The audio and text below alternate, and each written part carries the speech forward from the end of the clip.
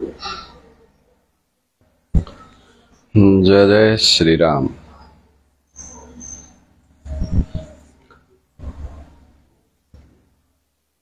आज का टॉपिक है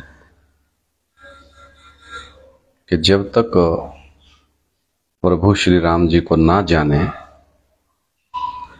तब तक राम राज्य में कैसे जाया जा सकता है। तो जो भी साथी ऑनलाइन हैं, दिवाली का उपहार पूरी दुनिया के लिए कि पूरी दुनिया में राम राज्य कैसे स्थापन होगा।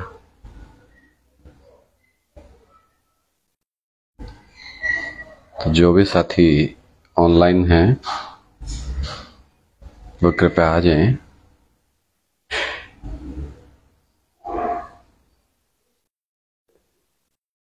आज का टॉपिक दिवाली के उपलक्ष्य में बहुत अच्छा होने वाला है कि भाई कि राम राज्य राम के बगैर कैसे संभव है, लेकिन दिल है कि मानता नहीं। जब वो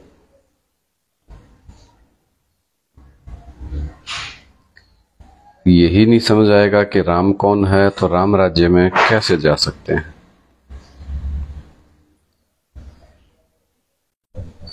तो जिनको प्रभु श्री राम जी से प्यार है, राम राज्य में जाना चाहते हैं, वो कोशिश करें समझने की कि किस प्रकार से राम राज्य स्थापन होगा।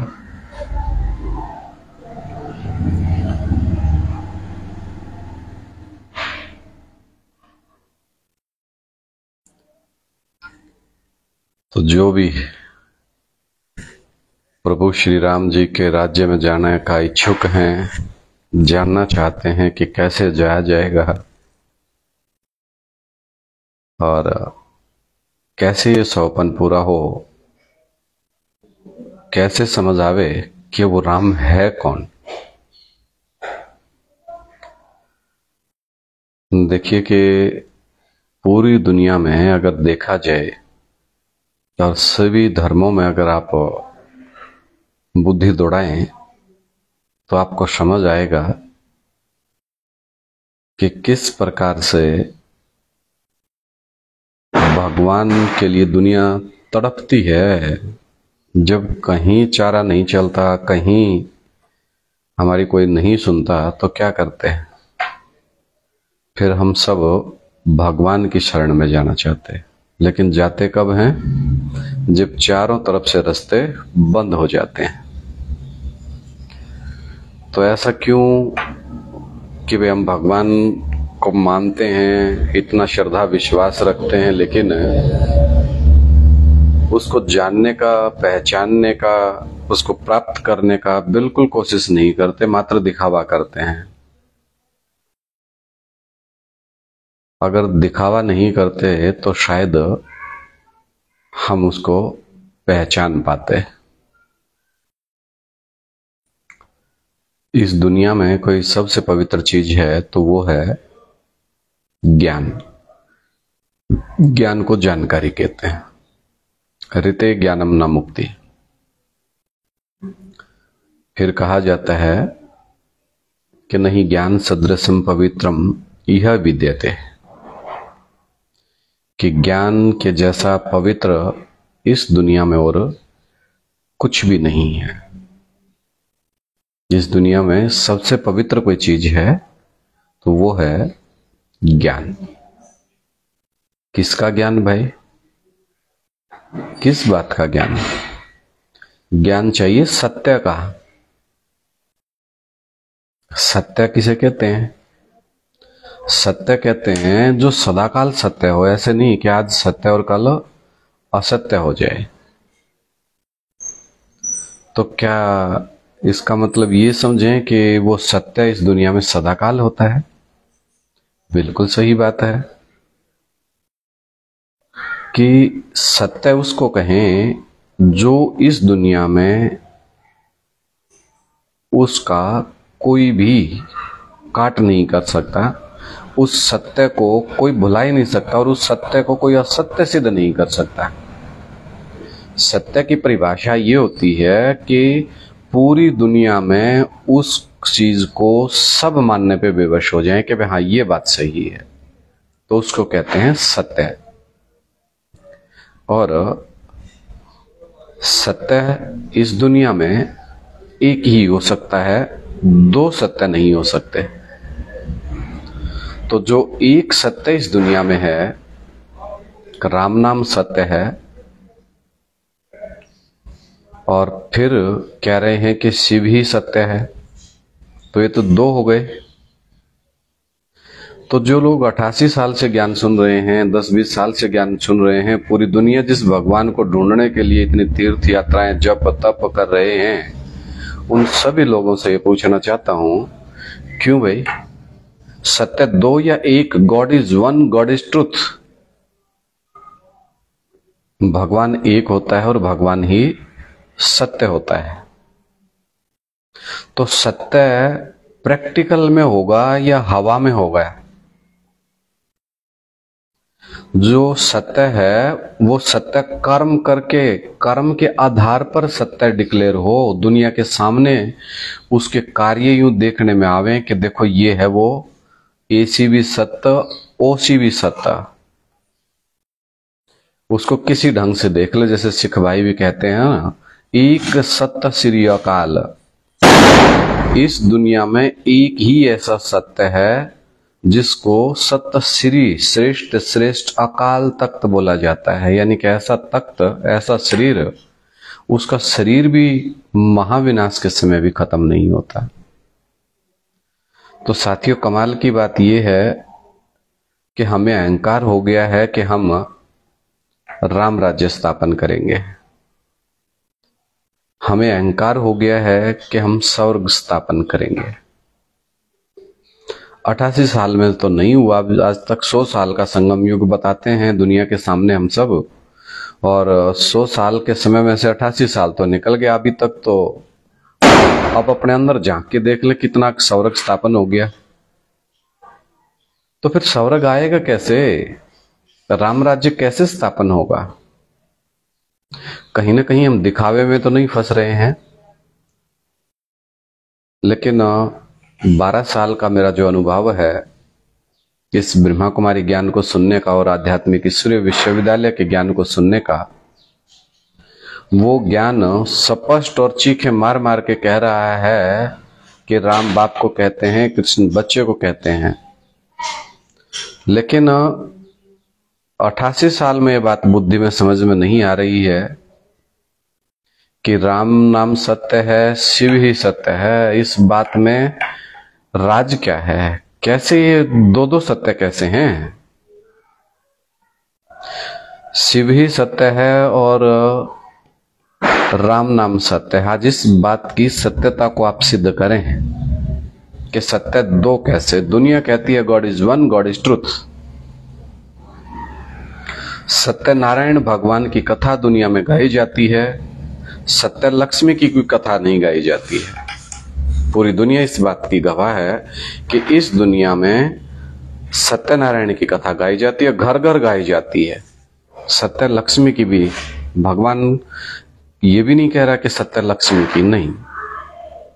आप लोगों ने लक्ष्मी की पूजा की, लक्ष्मी भी धन कहां से लेके आती है? लक्ष्मी भी धन वसुदेव से लेती है। वसुदेव माना धन संपत्ति का देने वाला। तो दाता एक राम, भिखारी सारी दुनिया। तो दो दो वसुदेव और राम कौन हुए फिर? तो वही वसुदेव है, वही राम है, वही शिव है। तो पता नहीं क्यों बुद्धि सत्य को स्वीकार नहीं कर रही है। तो आप सत्यनारायण का ज्ञान लेने का फायदा क्या? और ये ज्ञान, जैसा मुरली मैंने भी सुनी, आप लोग भी सुनते हैं, शेरनी का दूध है। कच्चे बर्तन में, मिट्टी के बर्तन में ये ज्ञान ठहर नहीं सकता। कोई कितना भी जोर लगा ले निकल जाएगा। मिट्टी का बर्तन है तो फट जाएगा। तो गलती कहां से हो रही है? गलती हो रही है परम पिता परमात्मा को पहचानने में।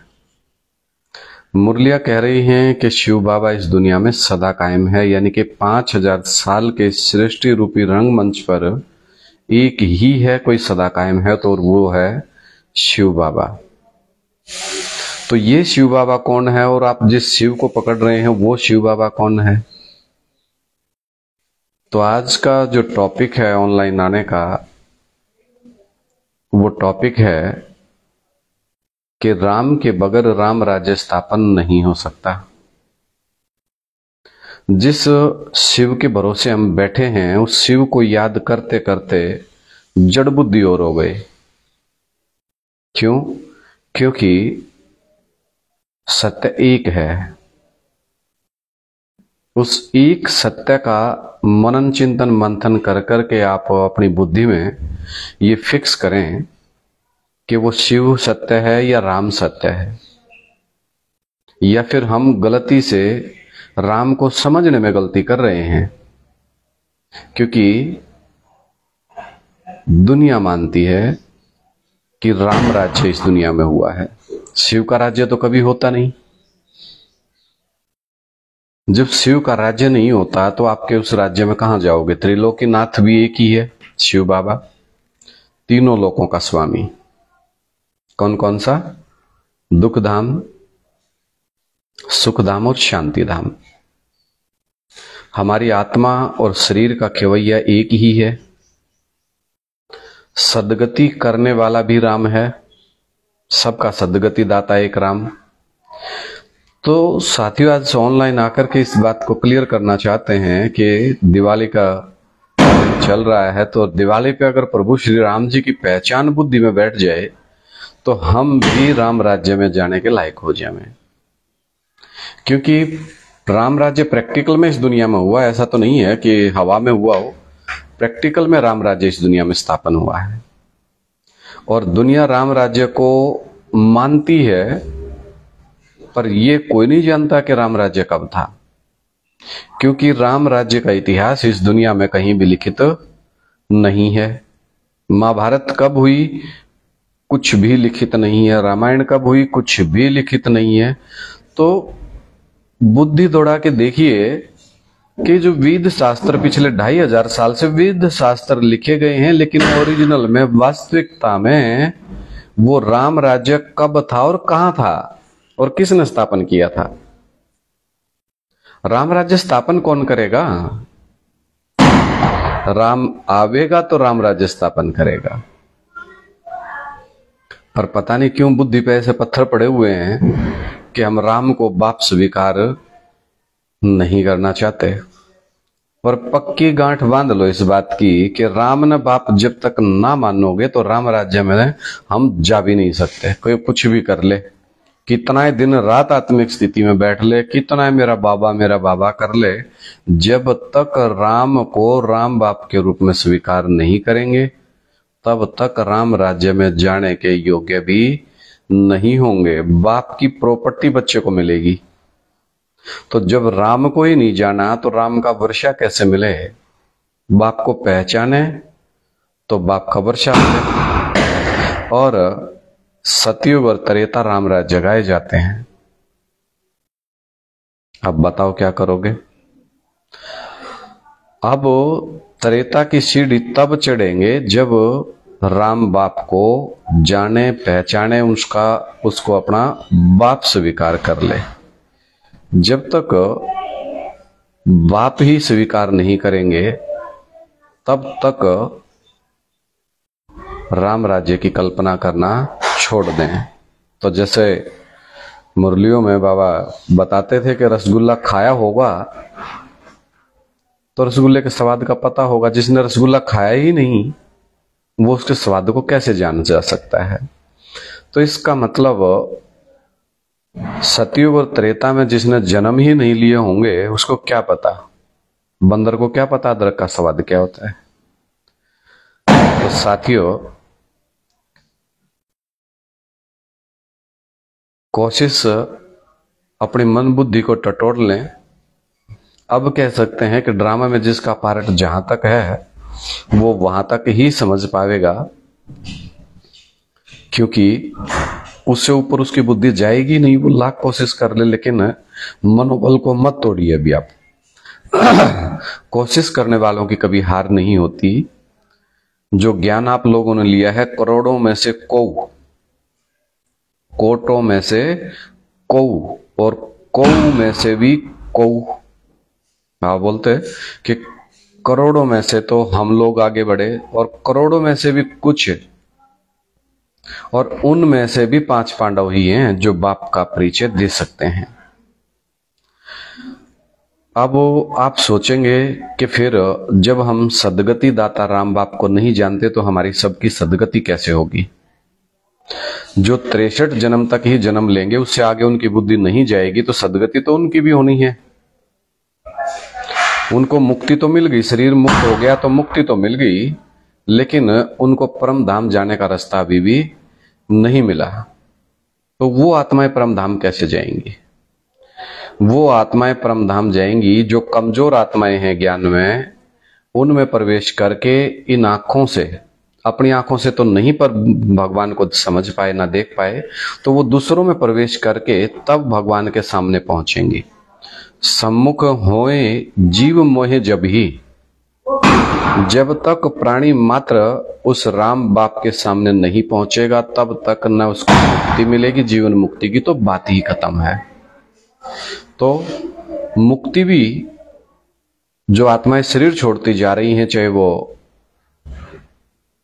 ब्रह्मा कुमारीज में हो, चाहे वो आध्यात्मिक ईश्वरीय विश्वविद्यालय में हो, लेकिन ज्ञान तो ये कहता है कि आध्यात्मिक ईश्वरीय विश्वविद्यालय की अगर कोई आत्मा शरीर छोड़ती है तो उसको शरीर मिलेगा, क्योंकि उसने बाप को पहचाना। और ब्रह्मा कुमारी आश्रम में जो शरीर छोड़ते जा रही हैं, तो उन आत्माओं को किसी और रुद्रमाला के मण के जो कमजोर है उनमें प्रवेश करके तब बाप के सामने प्रस्तुत होना पड़ेगा। और जब तक वो प्रस्तुत नहीं होंगे, उन आत्माओं की मुक्ति नहीं होगी। बहुत गहरा ज्ञान है, मनन चिंतन मंथन नहीं कर रहे हैं।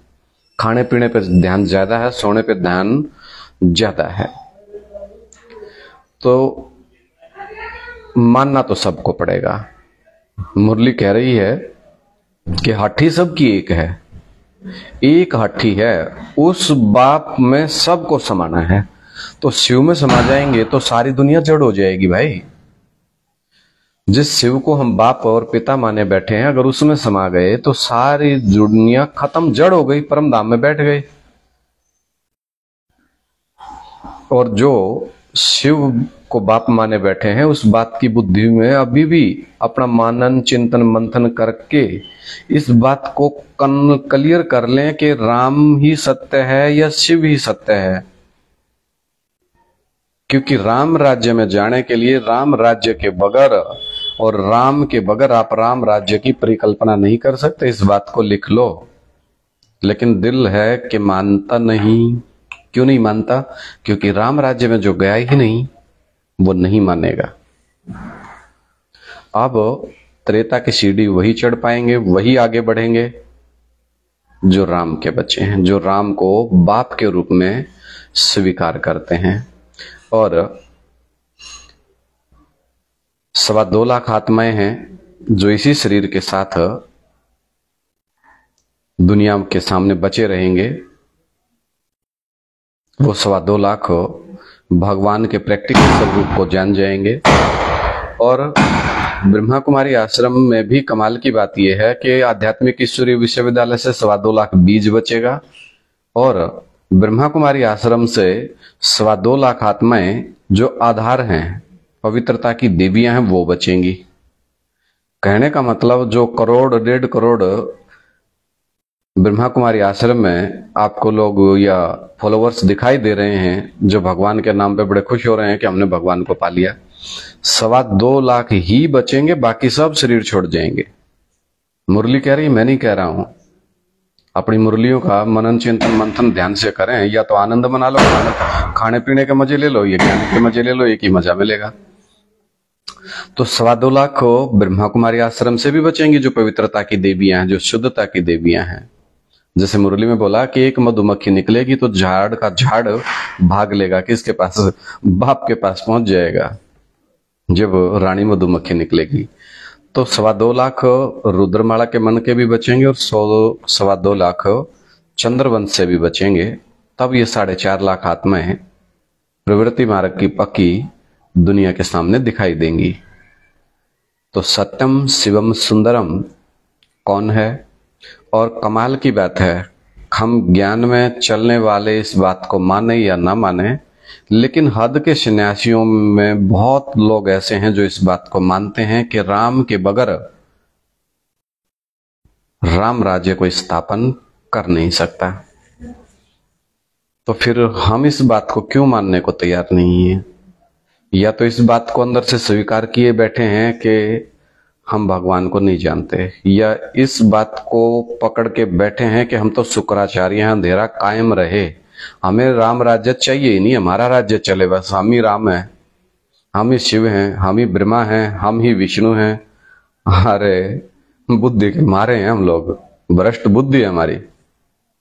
हम कैसे ब्रह्मा हो सकते हैं? फिर कहते हैं कि हर आत्मा के अंदर अपना पार्ट समाया हुआ है। तो ठीक है, वो पार्ट समाया हुआ, जब हमारा पार्ट पहले खुद तो इस योग्य बन लें। बाप समान, बाप नहीं बनना है, बाप समान बनाना है। बाप कहते हैं मैं तुम बच्चों को आप समान बनाने आया हूं। तो आप समान बनाने का मतलब निराकारी, निर्विकारी, निरहंकारी होता है। लेकिन हम बाप का बाप बन के बैठ रहे हैं, शायद इसलिए बुद्धि में ज्ञान समझ नहीं आया है। तो राम राज्य के बगैर, राम के बगैर जो राम राज्य का सौपन ले रहे हैं, लेते रहो, लेकिन आएगा नहीं। ऐसा ना हो कि इस अहंकार में हम बैठे रह जाएं कि हम ही ब्रह्मा हैं, हम ही विष्णु हैं, हम ही शंकर हैं। हर आत्मा तीनों पार्ट बजाती है, बजाती है। हमारी डायनेस्टी कब आ गई? जब बाप को ही नहीं पहचाना तो हम बाप के बच्चे भी नहीं बने, और बाप के बच्चे नहीं बने तो बीज कैसे हो गए या आधार मूर्त कैसे हो गए? तो बाप को पहचाने बगैर राम राज्य में नहीं जा सकते। और सुनकर के बात को कतई समझने की कोशिश नहीं करते, सब पागल नजर आते हैं। आज की दुनिया में जैसे सब अपने आप को समझदार समझ बैठे हैं ना, कोई किसी की नहीं सुनना चाहता है। ज्ञान में भी आकर के वही अहंकार आज देखने में आता है कि और किसी की हम सुनते नहीं, हमारा खुद दिमाग नहीं, और किसी की हम सुना नहीं करते।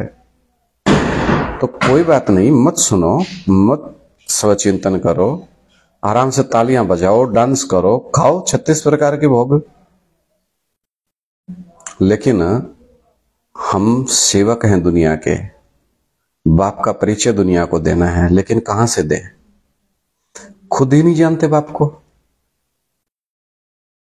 कितनी बार हम देखते हैं वीडियोज में कि लाउड स्पीकर लेके गली गली आवाज निकालने से, मुसलमानों के ऊपर, हिंदुओं में देखो कितने बड़े बड़े घंटे बजा रहे हैं, जन्म जन्मांतर से घंटे बजाए, इतने बड़े बड़े मंदिर में घंटे बजते हैं, तब सुन गया उसको।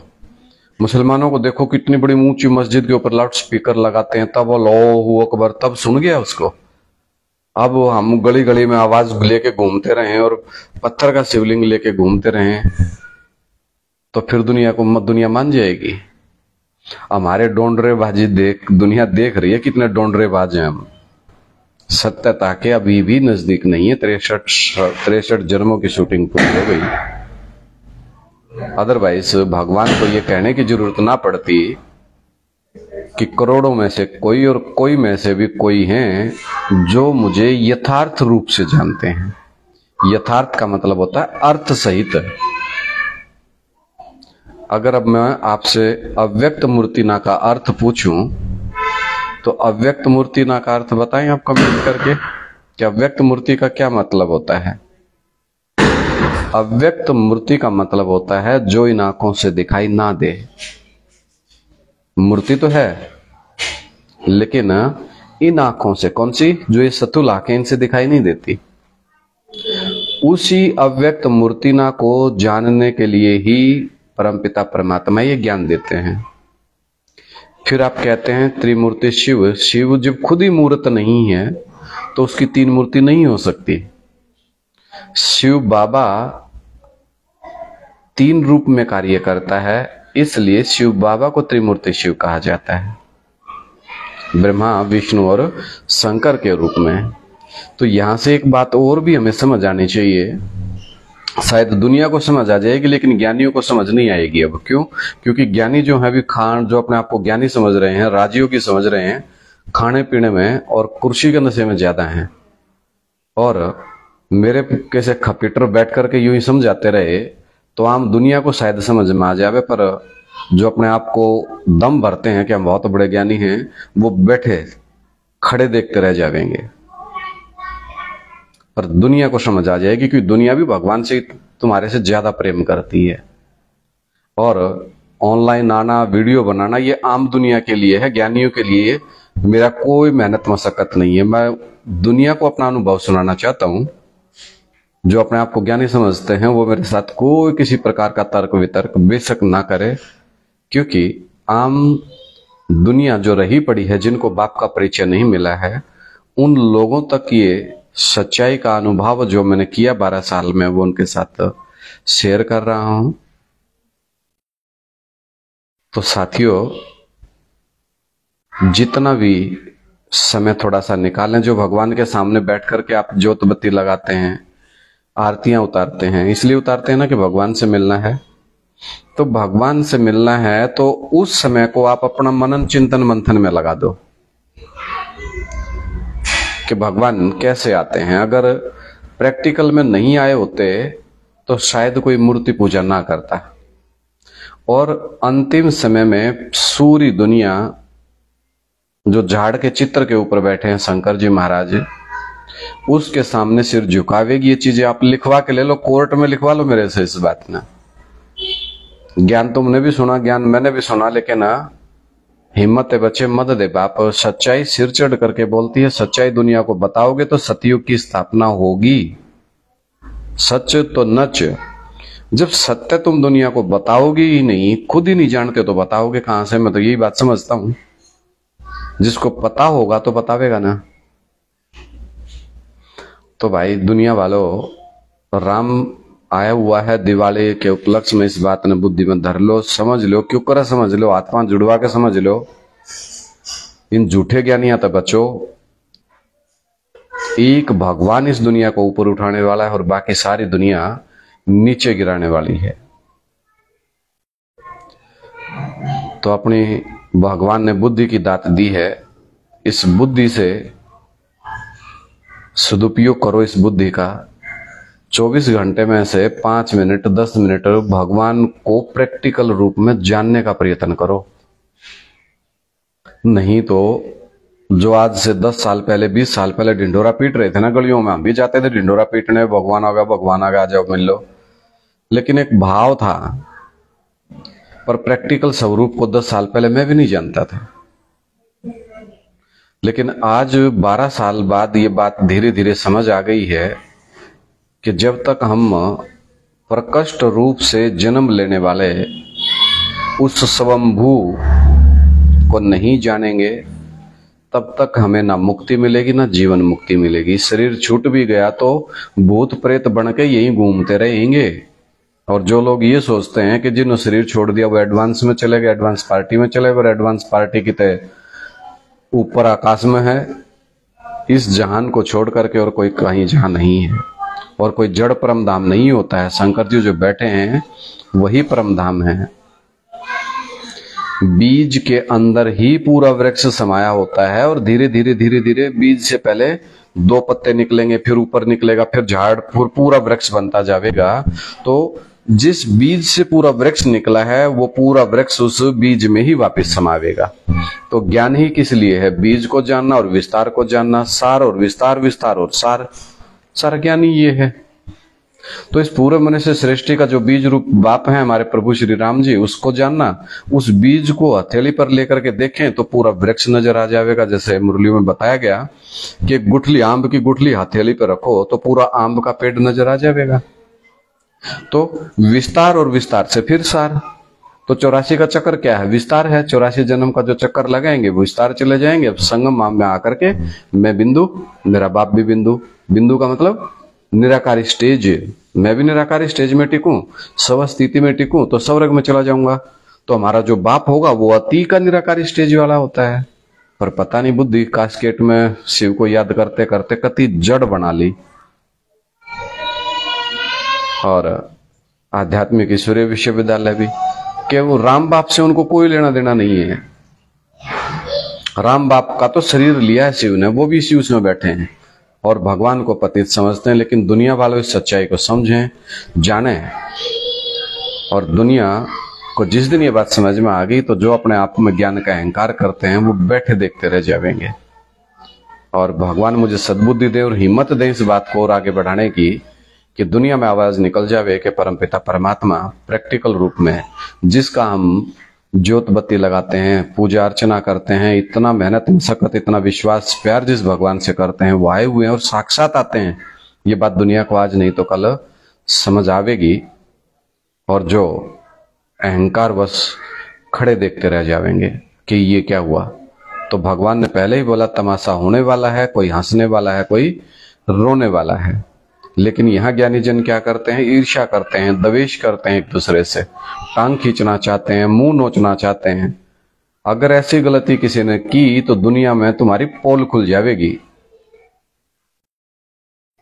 सोच सकते हो, लेकिन करके जिस दिन देखेंगे ना ऐसी गलती, दुनिया के सामने पोल खुल जाएगी कि ये देखो भाई ज्ञानी जन ज्ञानी नहीं है। ज्ञान के नाम पर रावण इकट्ठे हुए पड़े हैं, कंस इकट्ठे हुए पड़े हैं। और वो ध्रुव का पिता क्या था, हिरण्यकश्यप, कि भगवान है तो दुनिया में हम हैं, हमारे सिवाय इस दुनिया में कोई और भगवान हो ही नहीं सकता। लेकिन इस बात की पल्ला गांठ मार लो कि राम के बगैर राम राज्य की स्थापना कोई और कर नहीं सकता। खूब अंगा लगा लो, खूब जोर लगाओ। अगर कोई XYZ करने की कोशिश करेगा तो रावण की गति हुई थी वही उनकी होगी, जो भस्मासुरों की हुई वो उनकी होगी, जो कंस की दुर्गति हुई वो उनकी भी होगी, जो शिवम कहने वाले हैं। और बाप के बच्चों के साथ जो गलत करना चाहते हैं, ना तो बाप का आज तक कुछ बिगाड़ पाए और ना बच्चों का कुछ बिगाड़ पाएंगे, क्योंकि सत्य की जीत निश्चित है। जो सत्य है, जो सदाशिव है, उस बाप के बच्चे हैं।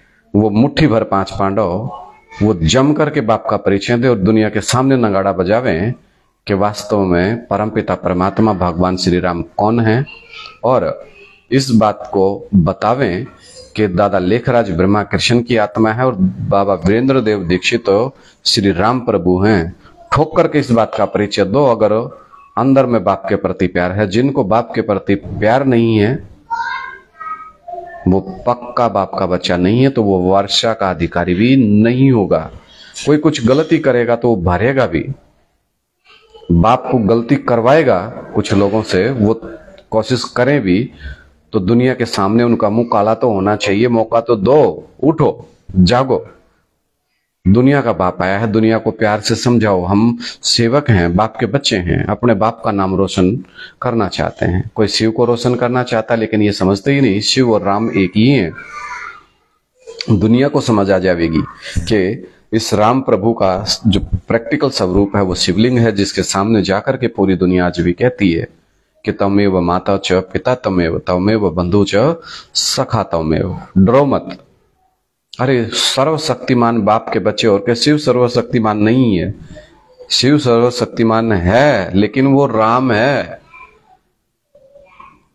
रावण को मारा, कंस को मारा, भस्मासुर को मारा, हिरण्यकश्यप को मारा, राजा बलि को मार दिया। अरे छोटा किसको भगवान ने, तो तुम क्यों डरते हो भगवान के बच्चे हो करके। सत्यमेव जयते करो। दुनिया के सामने बाप का डंका बजाओ आज, नहीं तो कल सबकी आंखें खुलती चली जाएंगी। सत्यमेव जयते दिवाली का आपको स्पेशल फेरे को पार कि प्रभु श्री राम जी बाबा वीरेंद्र देव दीक्षित के रूप में और कृष्ण बच्चा दादा लेखराज, जिनको राम लक्ष्मण की जोड़ी कह सकते हैं, कृष्ण और बलराम की जोड़ी कह सकते हैं, ये बाप दादा का स्वरूप है। दादा माना बड़ा भाई। ये बाप और दादा का प्रैक्टिकल स्वरूप है, जो इस दुनिया में कभी मैं तेरा बाप, कभी तू मेरा बाप हो। इन दोनों की जोड़ी को कोई अलग नहीं कर सकता।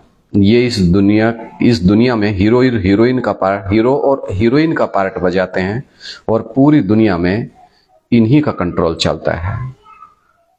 तो इनका रचा रचा हुआ जो खेल है, उस खेल को समझें एक दूसरे से ईर्ष्या ना करें और किसी भी प्रकार के अहंकार में ना आए, स्वाभिमान में आए कि सत्यता को जाने और दुनिया को भी सत्यता से अवगत करवाएं। जय श्री राम, जय जय श्री राम।